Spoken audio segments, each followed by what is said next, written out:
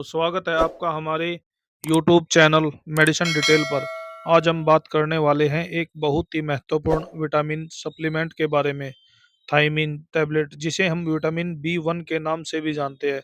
दोस्तों, आप में से बहुत से लोग होंगे जिन्हें अक्सर थकान महसूस होती है, हाथ पैरों में झंझनाहट होती है, भूख नहीं लगती है या फिर नसों में कमजोरी रहती है।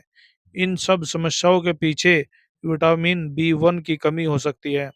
दोस्तों, इस वीडियो में हम विस्तार से जानेंगे कि थायमीन टैबलेट क्या होती है और यह किन किन बीमारियों में दी जाती है और इससे क्या क्या फायदे होते हैं और इसे लेने का सही तरीका क्या है, क्या इसके साइड इफेक्ट हो सकते हैं और किन बातों का हमें ध्यान रखना चाहिए। तो वीडियो को अंत तक जरूर देखिए, क्योंकि हम आपको बताएंगे कि किन नेचुरल चीज़ों में विटामिन B1 पाया जाता है।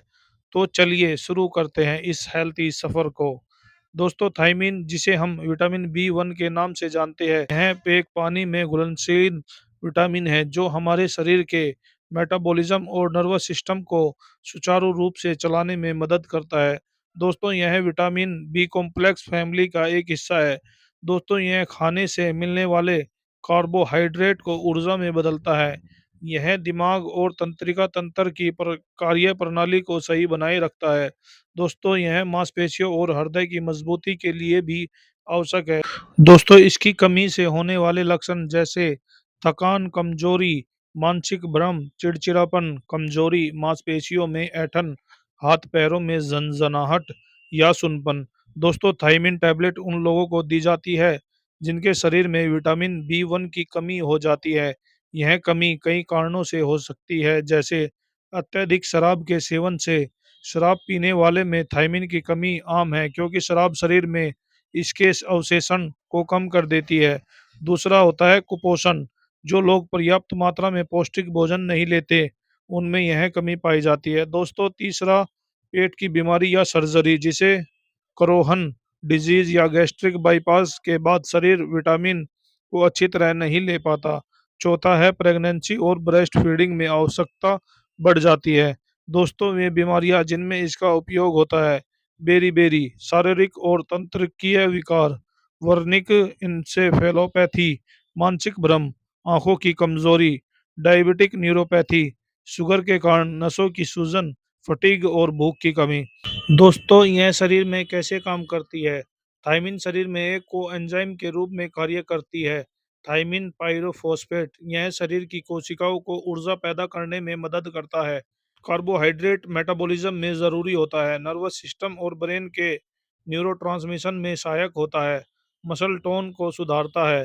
थायमीन पायरोफॉस्फेट की कमी से शरीर ऊर्जा नहीं बना पाता, जिससे व्यक्ति थकान महसूस करता है। दोस्तों, इस दवाई को लेने का तरीका और डोज। दोस्तों, थायमीन टैबलेट कई अलग अलग मात्रा में आती है, जैसे 10 mg, 50 mg, 100 mg और 300 mg।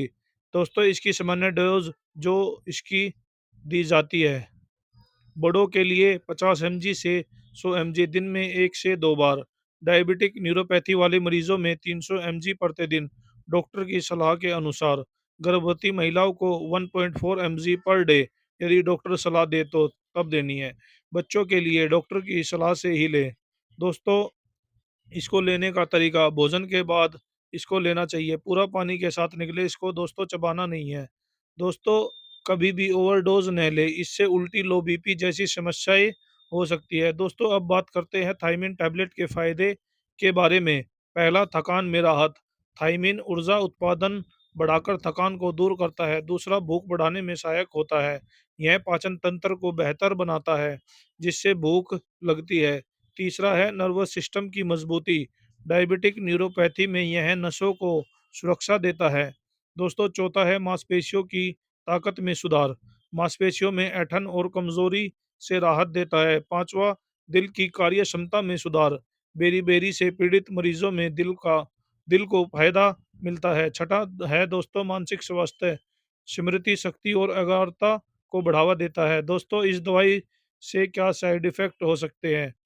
दोस्तों, थायमीन आमतौर पर तो वह सुरक्षित होती है, लेकिन कुछ साइड इफेक्ट हो सकते हैं। जैसे इसके कुछ आम साइड इफेक्ट है, वे हैं उल्टी हो सकती है, मतली हो सकती है, पेट में दर्द हो सकता है और दोस्तों सिर में भी दर्द हो सकता है और चक्कर भी आ सकते हैं। दोस्तों, गंभीर साइड इफ़ेक्ट जो कभी-कभी इस दवाई से हो सकते हैं, वो है त्वचा पर चकत्ते या खुजली हो सकती है, साँस लेने में कठिनाई हो सकती है, सूजन हो सकती है, चेहरे पे और होठों पे। दोस्तों, अगर कोई गंभीर समस्या दिखे तो आप तुरंत डॉक्टर से संपर्क करें। दोस्तों, इस दवाई को लेने से पहले हमें किन-किन बातों की सावधान रखनी है। दोस्तों, अगर किसी को थायमिन से एलर्जी है, तो प्लीज़ इसे ना लें। गर्भावस्था में डॉक्टर की सलाह से लें।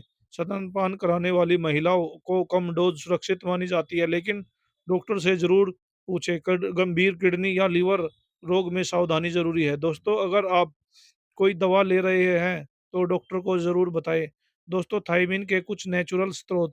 थायमिन हमें कुछ प्राकृतिक खाद्य पदार्थों से भी मिल सकता है, जैसे कि गेहूँ और चावल के छिलके से मिल सकता है, साबुत अनाज से, मूँगफली से, अखरोट से, मटर, दालें, सूरजमुखी के बीज, अंडा और दूध।